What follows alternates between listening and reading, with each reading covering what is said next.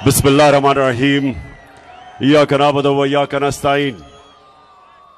जेलम, आज सबसे पहले मैं यहां आपके सामने खड़े होके जो अल्लाह ने मेरे मुल्क को इस बड़े इम्तिहान में डाला है, पहले मैं उसकी बात करना चाहता हूं कि कभी कभी अल्लाह अपनी कौम को आजमाता है, अपनी मखलूक को, अपने इंसानों को आजमाता है। अल्लाह ने हमारे ऊपर भी एक आजमाइश दी है। तो जेलम, सब आप अल्लाह के सामने खड़े होके हम सब एक वादा करें कि अल्लाह हम इस इम्तिहान में फेल नहीं होंगे। आमीन। हमारे लोग मुश्किल में ऊपर से लेके स्वात, चित्राल, गिलगित बल्तिस्तान, हर जगह अजाब आया हुआ है। कल मैं डीआई खान गया, हजारों एकड़ जमीन पानी के नीचे, और उस जिधर मैं नहीं जा सका, तौनसा, राजनपुर और डीजी खान, मौसम की वजह से उधर भी समुंदर है पानी का।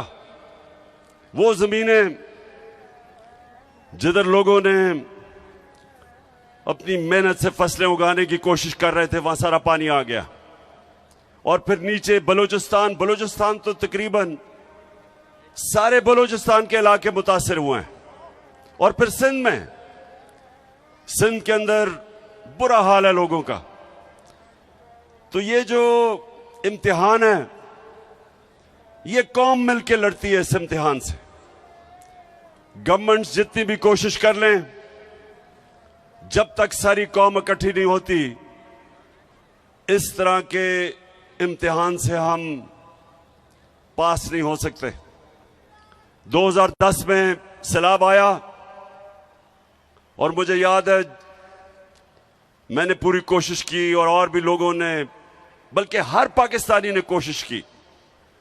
और वो इतना बड़ा हमारी कामयाबी थी कि सारे पाकिस्तानी बाहर थे, पाकिस्तान में सब ने उसमें शिरकत की।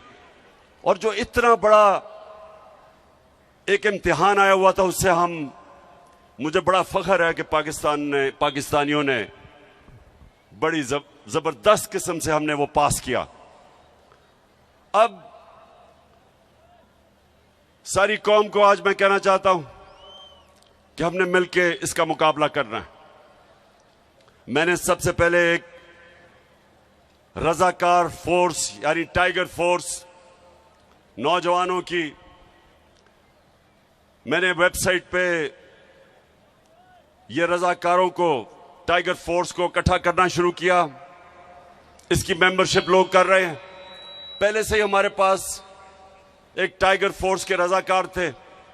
तो पहले तो हम एक बड़ी फोर्स जमा कर रहे हैं जो हुकूमतों की मदद करेगी, उन इलाकों में जाएगी, और बड़े बड़े इलाके हैं जो पानी के नीचे हैं, तो हुकूमतों की मदद करेगी ताकि हम उन मुतासरीन की मदद करें।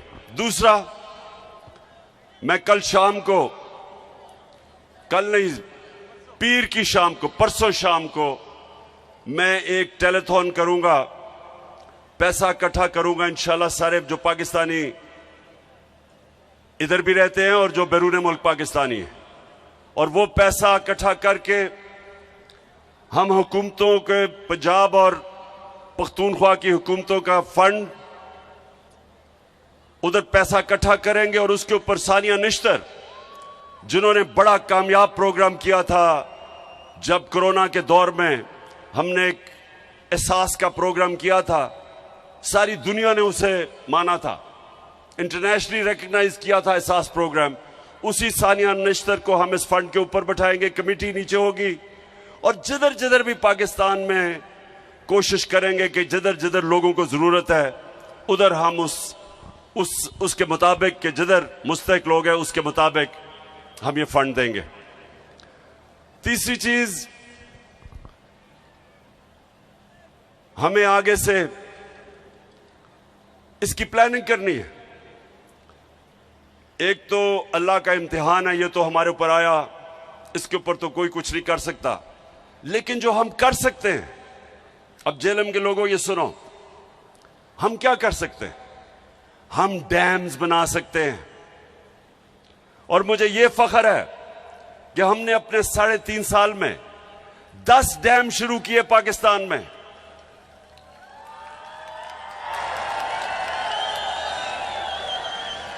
पचास साल के बाद पाकिस्तान में बड़े डैम बने। बादशाह बन रही है, बादशाह डैम बन रहा है, दासू डैम बन रहा है, और उसके अलावा मुमन डैम, जो इंशाल्लाह अगर इसी रफ्तार पे गया तो 2025 में बन जाएगा। 10 डैम का हमने प्रोग्राम बनाया। इससे क्या होता है? जब आपके पास डैम होते हैं तो जब पानी आता है, जब बारिश आता है तो पानी आता है, तो वो आप पानी को काबू कर लेते हैं। डैम जब आपके बने होते हैं तो बारिश आता, पानी आता, रोक लेते हैं उसको, और वो पानी बजाय तबाही करने के वो एक नेमत बन जाती है। ये है डैम का कमाल। आप सोचें, जेएलएम के लोगों सुनो, चाइना में 80,000 डैम हैं, 5,000 बड़े डैम हैं। हमारे पास अभी 2 बने थे, मंगला और तरबेला, उसके बाद ये पहली दफा बड़े डैम बन रहे हैं। तो ये हमने बड़ी कोताही की। और जितनी भी हुकूमतें आई, सबसे सवाल पूछता हूं कि क्या आपको कोई एहसास नहीं था कि हमारी हाइड्रो इलेक्ट्रिसिटी, सबसे सस्ती और साफ बिजली तो पानी के ऊपर बनती है, डैम बना के। फिर हमें पानी बचा लेते हैं, या पानी की कमी है, आगे पानी की मजीद कमी आ रही है, उसके लिए डैम्स की जरूरत थी। तो किसी ने 50 साल में डैम्स का नहीं सोचा। मैं अपनी हुकूमत को मुबारक देता हूं कि पहली दफा 10 डैम्स बनाए, एक हुकूमत ने बनाने के मंसूबे बनाए।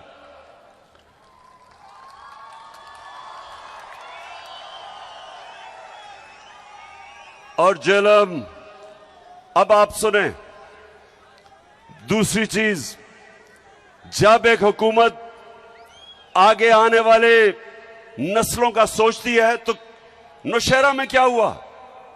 नौशहरा में हमारे पिछले चंद सालों में, जब से हमारी हुकूमत है, बंद बनाए गए।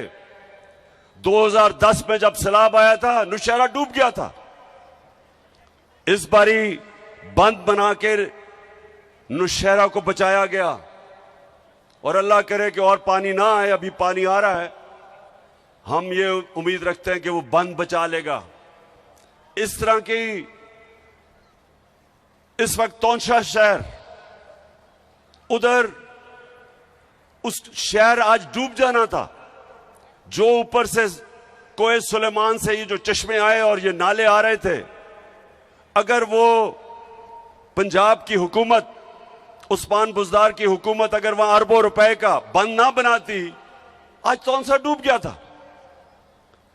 और फिर आज लाहौर के अंदर जब पानी आता था, बारिश आता था, तो लाहौर भी मुश्किल में पड़ जाता था। जिस तरह सिंध और कराची खास तौर पे, या जब बारिश आती है तो डूब जाता है, और या फिर पानी नहीं मिलता। कराची के अंदर टैंकर माफिया है, सबसे ज्यादा पैसा टैंकर माफिया बनाता है, क्योंकि पानी नहीं है। लाहौर के अंदर अंडरग्राउंड उन्होंने टैंक्स बनाए, और अब जब बारिशें हुई हैं, कोई लाहौर के अंदर पानी नहीं खड़ा हुआ। ये पहली दफा आगे की प्लानिंग कर रहे हैं। 30 साल इन दोनों हुकूमतों ने पावर में बैठे रहे, कितनी इन्होंने प्लानिंग की। अब डीजी खान एक बड़ा ये पहाड़ से जो पानी उसको रोकने के लिए एक सुरूर डैम बन रही है जिसकी फीजिबिलिटी वो ये सारे नालों का पानी रोक लेगी और वहां वैसे खुशहाली होती है तो वो पानी नेमत भी बन जाएगा और बचा लेगा जो जिस तरह की तबाही आज मची है।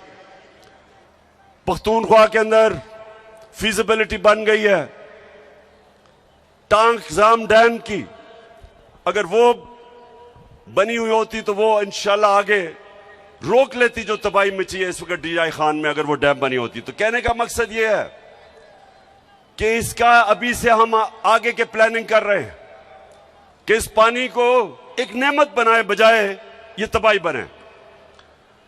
तीसरी चीज, जेलम एक बड़ी अखबारों के अंदर कैंपेन चल रही है, फ्रेंडली मीडिया, लिफाफे वाले सहाफी,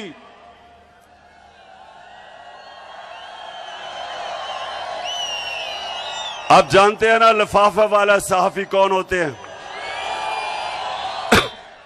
और एक मीडिया हाउस जो हमेशा चोरों की हिफाजत करता है पैसे लेके, आप जानते हैं वो कौन है। तो ये कैंपेन क्या कर रहे हैं, ये कह रहे हैं जी इस वक्त सियासत नहीं करनी चाहिए, जलसे नहीं करने चाहिए। कान खोल के सुन लो लिफाफो, जमीर फरोश, सहाफियों सुन लो, मैं सियासत नहीं कर रहा, मैं हकीकी आजादी की जंग लड़ रहा हूं। मैं इन चोरों जिन्होंने 30 साल से इस मुल्क को लूटा है, मैं इनके खिलाफ हकीकी आजादी की जंग लड़ रहा हूं।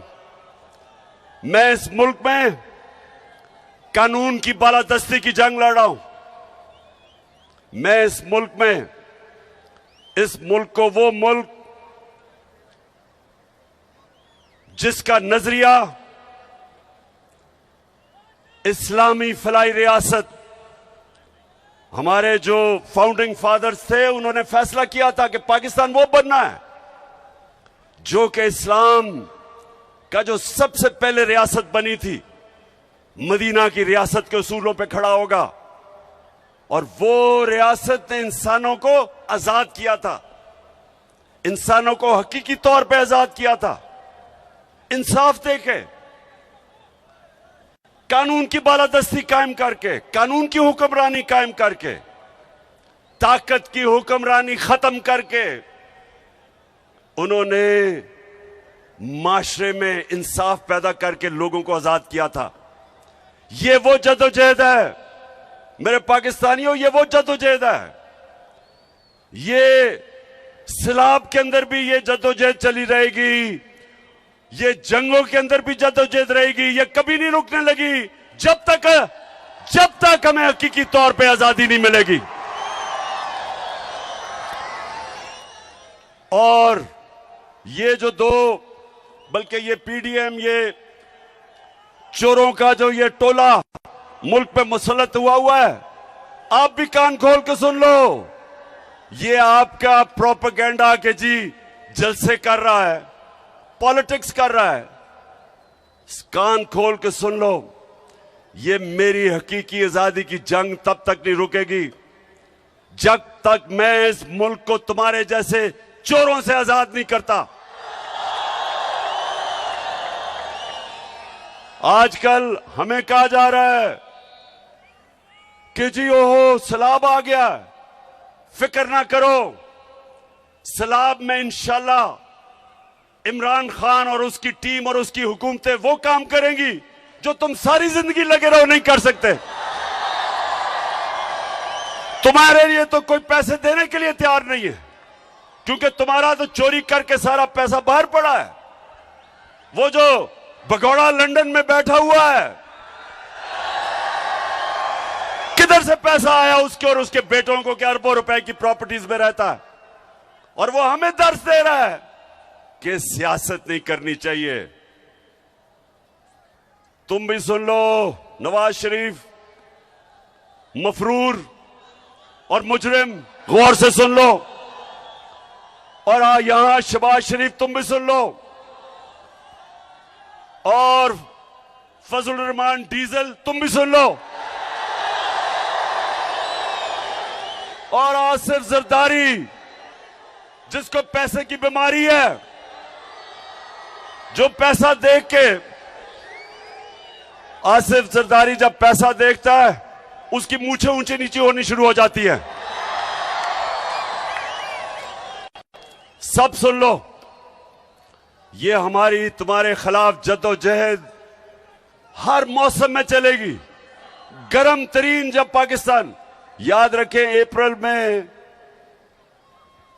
अप्रैल के महीने में एक ऐसा हफ्ता था कि दुनिया में सबसे गर्म मुल्क पाकिस्तान था, सबसे ज्यादा गर्मी पाकिस्तान में थी। तब भी मैं सड़कों पे था, तब भी मैं तुम्हारे खिलाफ जुलूस जलसे कर रहा था।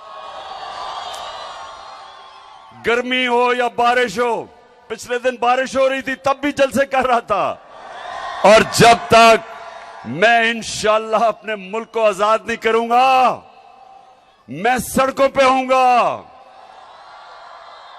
मैं अपने लोगों को भी बचाऊंगा, जद्दोजहद करूंगा। सैलाब में जो मुतासरीन है उनके लिए भी करूंगा। और इंशाअल्लाह परसों मैं आपको अपने पाकिस्तानियों से पैसा इकट्ठा करके दिखाऊंगा, इकट्ठा करता रहूंगा, मदद करूंगा अपने लोगों की, लेकिन तुम्हें नहीं छोड़ना। क्योंकि हमारा मुल्क, जब से ये दो खानदान आए हैं डाकुओं के, आपको पता होना चाहिए कि इनके आने से पहले सारे बर्रे सगीर में पाकिस्तान सबसे आगे था।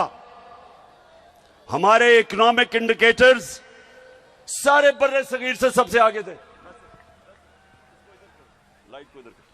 सारे बर्रे सगीर में हम सबसे आगे थे। हिंदुस्तान से जब मैच खेल के मैं पाकिस्तान आता था, और अल्लाह का शुक्र है वो हमें जिता के लेके आता था पाकिस्तान हिंदुस्तान से, तो जब मैं वापस आता था तो मुझे एहसास होता था कि गरीब तरीन मुल्क से मैं अमीर मुल्क में आ गया हूं। पाकिस्तान आगे था इन सब से। फिर ये दो डाकू खानदान इस मुल्क पे मुसल्लत हुए। हम हिंदुस्तान से भी पीछे रह गए, हम बांग्लादेश से भी पीछे रह गए। और ये जो आज शहबाज शरीफ और ये मिफ्ता इस्माइल कहता है कि तहरीक इंसाफ की वजह से IMF का प्रोग्राम फेल हो जाएगा, शहबाज शरीफ सुन लो गौर से। पहले तो तुम और तुम्हारे इत्तेहादी और खानदानों ने इस मुल्क को मकरूज किया, कर्जे आपने चढ़ाए, आपकी वजह से हर इंसान पे कर्जे बढ़ते गए। हमारी जब बारी आई तो मुल्क का तो दिवालिया निकला हुआ था 2018 में। आप अपने फोन के ऊपर गूगल करके देख ले कि 2018 में पाकिस्तान की तारीख का सबसे बड़ा बैरूनी मुल्क खसारा था, सबसे ज्यादा कर्जे थे। हम जितना भी हमने पहला साल पैसा इकट्ठा किया टैक्स पे, आधा चला गया कर्जों की किस्तें अदा करने में जो कर्जे आपने लिए थे। तो तब हमें मिला था पाकिस्तान। और पाकिस्तान की इकोनॉमिक सर्वे उठा के देख लो, इनके दौर में जो इकोनॉमिक सर्वे जो हुकूमत से जो ऑफिशियल डॉक्यूमेंट आती है वो उठा के देख लो। 17 साल के बाद सबसे बेहतरीन ग्रोथ रेट हमारे दौर में 5.6 और 6% हमारी इकोनॉमी ऊपर गई। सबसे ज्यादा पाकिस्तान की तारीख में टैक्स इकट्ठा किया, सबसे ज्यादा पाकिस्तान की तारीख में बैरून मुल्क पाकिस्तानियों ने डॉलर्स भेजे। हमारी 4 फसलें 2 साल रिकॉर्ड पैदावार हुई। किसानों के पास तारीख में सबसे ज्यादा पैसा गया देहातों में। हम वो पाकिस्तान छोड़ के गए थे। हमने एहसास के जरिए लोगों को फायदा पहुंचाया, निचले तबके को। हमने पहली दफा पाकिस्तान में हेल्थ इंश्योरेंस यानी कि 10 लाख रुपया हर खानदान को दिया कि किसी भी अस्पताल में अपना इलाज करवा सकते थे। यह पहली दफा हुआ पाकिस्तान में।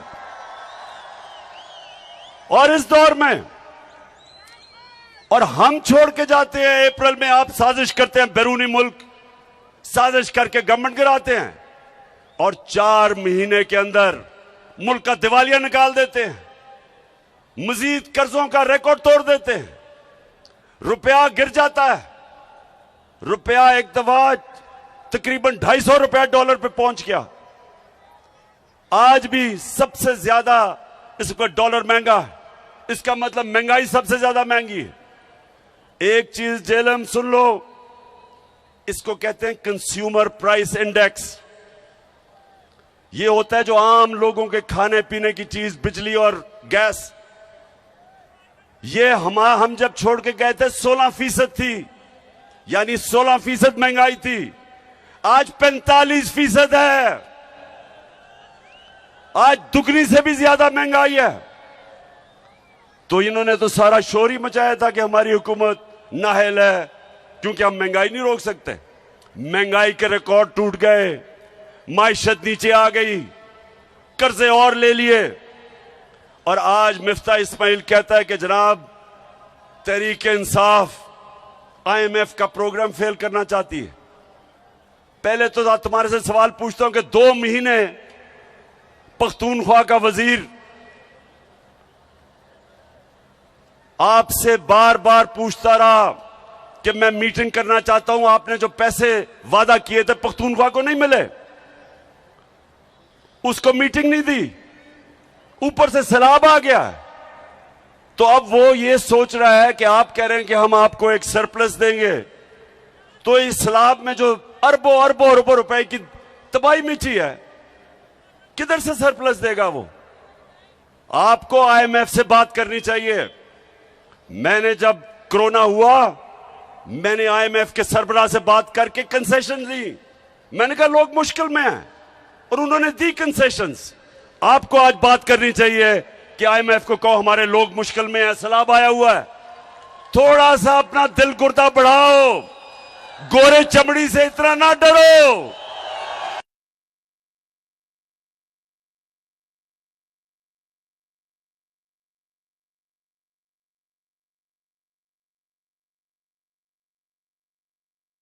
इतनी गुलामी ना करो। हार्ट ट्रांसप्लांट करवा लो। शायद आप में थोड़ी दिलेरी आ जाए कि उनके सामने कैंपेन टांग दी हैं। शहबाज शरीफ तो कहता है, आपने सुना है हमारे शहबाज शरीफ को, ये जरा जरूर सुने जरा। एक 22 करोड़ अवाम का सरबराह, सुने जरा गौर से कि वो क्या कहता है, और मुझे उसके बाद बताना कि क्या आपको भी उतनी शर्मिंदगी हुई है सुन के जितनी मुझे। सुने, मैं सऊदी अरब से होके आया हूं, मैं UAE के होके, अभी मैं तुर्की होके आया हूं, और मैंने उन भाइयों को कहा कि आप हमारे बड़े अजीम भाई हैं, हमेशा आपने हमारी मदद की। और मैंने यही कहा, जब मैं आया हूं तो आप समझेंगे शायद ये मांगने आया है। मैं मांगने नहीं आया, लेकिन मजबूरी है। जिस तरह माजी में 75 साल में आपने हमारा हाथ बटाया है, कुछ अर्सा आप हाथ बटा। मैंने कहा मैं वादा करता हूं कि इंशाअल्लाह हम पूरी कौम हम मिलकर दिन रात मेहनत करेंगे, पसीना गलाएंगे, अपने पांव पे खड़े होंगे। जेलम क्या आप उतना ही शर्मिंदा है जितना मैं हूं? देखें, हमारा मुल्क बना था एक अजीम नारे पे, पाकिस्तान का मतलब क्या, और मेरा तेरा रिश्ता क्या, और ला इलाहा इल्लल्लाह का मतलब कि अल्लाह, हम तेरे सामने हाथ फैलाएंगे, हम किसी के सामने नहीं झुकेंगे। ये हमारा कर रहा है, ये जो इंपोर्टेड हुकूमत आई है, एक गैरतमंद कौम को, एक गैरतमंद कौम जिसका लीडर कायदे आजम, जो अंग्रेज की गुलामी में भी किसी के सामने नहीं झुकता था, नजरियाती लीडर अल्लामा इकबाल, उस कौम को इस तरह के लीडर मिले हैं क्योंकि इनका इतना चोरी का पैसा मुल्क से बाहर पड़ा है। ये जिन मुल्कों में पैसा पड़ा है उनके गुलाम है। अच्छा पाकिस्तानियों, मैं अब आपको आखिर में ये बड़ी जरूरी बात करना चाहता हूं और ये आपने गौर से सुनना है। एक तरफ हमें कहते हैं कि जनाब सैलाब आया हुआ है और सैलाब की वार्निंग कई हफ्ते पहले थी, तो जब सैलाब आया हुआ है तो ये बताएं कि पाकिस्तान की सबसे बड़ी पार्टी को अब दीवार से लगा रहे हैं, केसेस कर रहे हैं।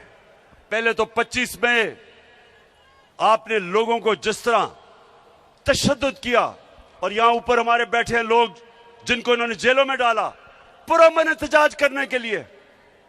3 दफा इन्होंने हमारे खिलाफ धरने दिए, ना एक किसी को पकड़ा, ना कोई FIR काटी, ना कोई रास्ते रोके, बल्कि मैंने तो कहा हम तुम्हें खाना पीना भी दे देंगे। वो और बात है कि इनके धरने सारे वही हुआ, बुरी तरह हारे, जल्द से कामयाब नहीं हुए। हमारे लिए एक पुरअमन एहतजाज पर जो उन्होंने जुल्म किया, मैं अपने जेलम के लोगों को यह कहना चाहता हूं कि इस वक्त पाकिस्तान की जमहूरियत को, हमारी आजादी को सबसे ज्यादा खतरा है, क्योंकि ये बैरून मुल्क साजिश के जरिए जो हमारे ऊपर मुसल्लत किए गए हैं, इलेक्शन से ये भाग गए हैं। सारी इन्होंने इलेक्शन कमिश्नर के साथ मिलके, सारी पुलिस का इस्तेमाल करके, उसके बावजूद जो पंजाब का इलेक्शन था बुरी तरह हारे, जो पंजाब के बाय इलेक्शन थे बुरी तरह हारे, धांधली के बावजूद। उसके बाद 2 बाय इलेक्शन हुए, वो भी हार गए। अब ये डरे हुए हैं, इनको पता है कि इलेक्शन में तो इन्होंने फेंटा खाना है, तो अब ये कोशिश कर रहे हैं कि टेक्निकल नॉकआउट किया जाए।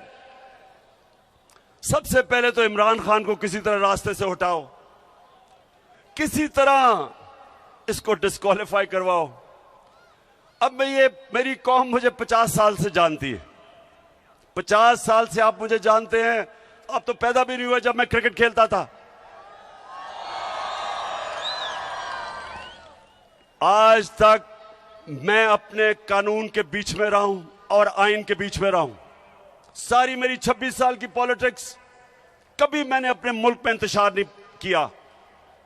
हालांकि हमारे ऊपर हर किस्म का, जब इन्होंने 25 को हमारे खिलाफ तशद्दुद किया, हमने कुछ नहीं किया, हम वापस चले गए इस डर से। मैं इसलिए खत्म किया धरना, मुझे डर था कि इंतशार होगा। अब मेरे खिलाफ इन्होंने दहशतगर्दी का पर्चा कर दिया है, यानी कि मैं एक बहुत बड़ा दहशतगर्द हूं, मुझे पकड़ने भी आए थे। अब सारी दुनिया में ये खबर गई है पाकिस्तानियों, सारी दुनिया में, कि जी इमरान खान के ऊपर दहशतगर्दी का पर्चा कर दिया। और दहशत क्या थी ये भी सुन लो। हमारे बड़े एक ऐसा कारकुन जो मेहनत करता था, शहबाज गिल को इनको ने पकड़ा, बजाय अदालत में ले जाने के 2 दिन तशद्दुद किया उसके ऊपर, नंगा करके उसके ऊपर तशद्दुद किया गया, उसके ऊपर जिनसी तशद्दुद किया गया। तो जब मैंने ये कहा कि जो लोग जिम्मेदार थे उनके ऊपर कानूनी कार्रवाई होगी और हम करेंगे, तो मुझे जरा ये सब बताओ कि क्या ये दहशतगर्दी है? इसको दहशतगर्दी कहते हैं। सारी दुनिया में ये खबर गई। पाकिस्तान का जिस तरह उन्होंने पाकिस्तान को एक बनाना रिपब्लिक समझा, क्योंकि दुनिया तो मुझे जानती है। हमारा मजाक उड़ा। सिर्फ और सिर्फ इन्होंने खौफ और हरासा फैलाने के लिए। और एक आदमी आया है, उसको स्पेशल मिशन दी गई है। एक मिशन दी गई थी मिस्टर एक्स को लाहौर में। अब इस्लामाबाद में मिस्टर वाई को मिशन दी गई है। मिस्टर वाई को कहा गया है कि तुमने तहरीक इंसाफ को ऐसा डराना है कि चुप करके बैठ जाएंगे। मिस्टर वाई, मेरी गौर से बात सुन लो। ये पॉलिटिकल पार्टी है, ये दहशतगर्द नहीं है। जो अब हरबे इस्तेमाल कर रहे हैं, वो जो जमील फारूकी से किया उसको भी नंगा करके तशद्दुद किया। वो एक सहाफी है। अरशद शरीफ बाहर गया हुआ मुल्क से। पाकिस्तान का वो सहाफी जिसकी इज्जत है, क्रेडिबल है, वो अपनी जान बचा के मुल्क छोड़ के चला गया। साबिर शाकिर वो मुल्क से बाहर चला गया है। ARY को बंद कर दिया है।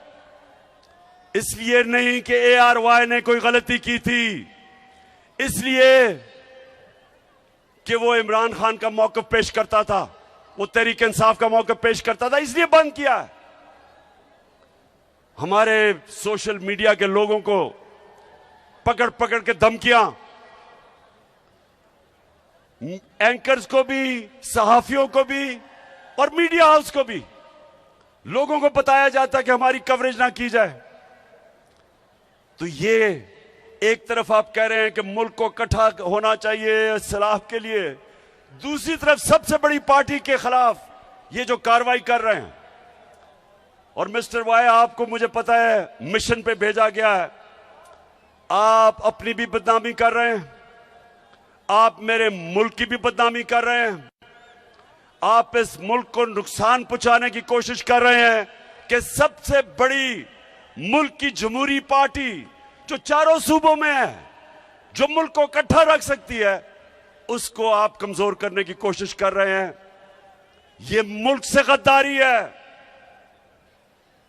इसलिए मैं आज आप सबको पैगाम देना चाहता हूं, जो लगे हुए हैं साजिश करने हमारे इस मुल्क के खिलाफ, ये मेरे खिलाफ साजिश नहीं है, ये मुल्क की सबसे बड़ी जमात के खिलाफ साजिश सिर्फ नहीं है, ये मुल्क के खिलाफ साजिश है, मुल्क की जमहूरियत कमजोर करने की